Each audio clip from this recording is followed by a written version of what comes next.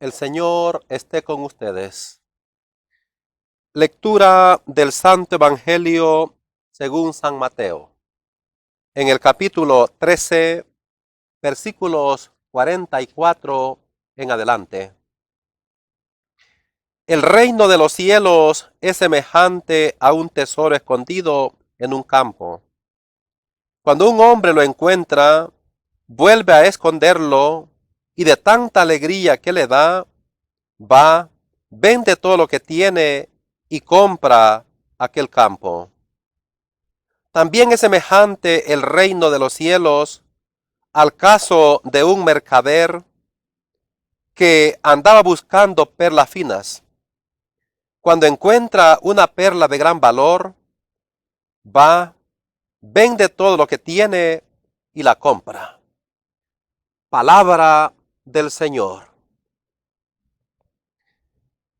Hemos escuchado estas dos preciosas parábolas que en el fondo son la misma. Que el reino de los cielos se parece a un tesoro escondido en un campo, o que el reino de los cielos se parece a una perla fina. Y en ambos venden todo lo que tienen y compra aquel campo y aquel hombre compra aquella perla.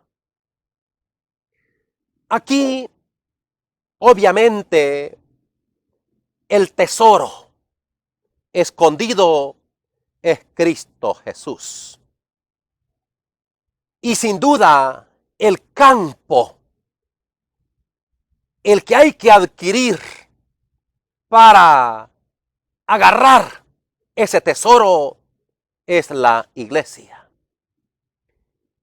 Y cuando hablamos de este gran tesoro, nos ilumina maravillosamente el libro del Éxodo en el capítulo 25, donde el pueblo descubre el gran tesoro que es Dios.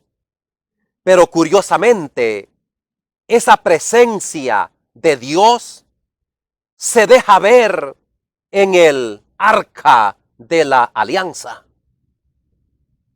Y según Hebreos capítulo 9, versos 1, dice que el arca de la alianza contenía tres cosas.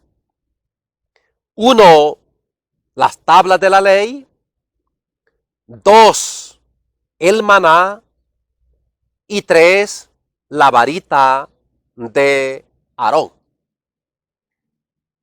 Y el pueblo quería hablar con Dios, iba a la tienda donde estaba el arca de la alianza. Moisés se encontraba con Dios efectivamente en el arca de la alianza. Iban a la guerra, llevaban el arca de la alianza y ganaban. O sea que la presencia de Dios visible para el pueblo era en estos tres elementos que estaban en el arca de la alianza. Y ese era el gran tesoro. Eso era lo que iba guiando al pueblo hasta llegar a la tierra prometida. Y cuando llegan a la tierra prometida, construyen un templo. Y el lugar privilegiado era justamente donde estaba el arca de la alianza. Y cuando fueron captivos a Babilonia, lo primero que hicieron fue sacar en procesión el arca de la alianza. Ahora, esto sigue siendo el tesoro para nosotros, pero ya en la persona de Jesús. Porque en Jesús efectivamente se concretizan estos tres elementos. En Jesús se concretiza la alianza de la palabra, En Jesús se concretiza la ley. Y por eso el Evangelio de Juan, capítulo 1, dice, y la palabra se hizo carne y habitó entre nosotros. La ley queda resumida en Jesús, que dijo, no piensen que he venido a abolir la ley a los profetas, no he venido a abolir, sino a dar cumplimiento. Y por eso dijo, oíste que se dijo, pero yo os digo. O sea que Jesús da el sentido. En Jesús se va a plenificar la ley. Y esa palabra de Jesús es la que tenemos consignada en el Santo Evangelio. Y por eso la iglesia da un realce a los evangelios. Y sabiamente, cuando la iglesia hizo la Biblia, puso los 4 evangelios en primer lugar. Y a renglón seguido siguen las 13 cartas del apóstol Pablo, luego la carta a los hebreos, el Apocalipsis, pero lo primero y lo central para la iglesia son los evangelios, donde está la palabra de Jesús. Entonces, el campo es la iglesia que nos sigue dando ese gran tesoro de la palabra. Segundo, en Jesús tenemos el maná. Jamás olvide Juan capítulo 6. Dice Jesús, yo soy el pan vivo bajado del cielo. El que coma mi cuerpo y beba mi sangre, ese tiene vida eterna y yo le resucitaré en el último día. ¡Qué lindo! Y a esto es lo que se le llama la Santa Eucaristía. La presencia de Jesús. Mateo 28. Y yo estaré con ustedes todos los días hasta el fin del mundo. Eso se concretiza en la Santa Eucaristía, que las primeras comunidades cristianas lo van a celebrar magistralmente. Jamás olvide 1 Corintios capítulo 11, el apóstol Pablo dice, yo recibí esta tradición del Señor Jesús, que a mi vez les transmito a ustedes, que la noche en que Jesús fue entregado, tomó un pedazo de pan y dijo, esto es mi cuerpo que será entregado por ustedes. Toma una copa llena de vino y dice, esta es mi sangre que será derramada por ustedes. Hagan esto en memoria mía. Luego, en Cristo Jesús, también se concretiza la vara de Aarón, es decir, el pastoreo.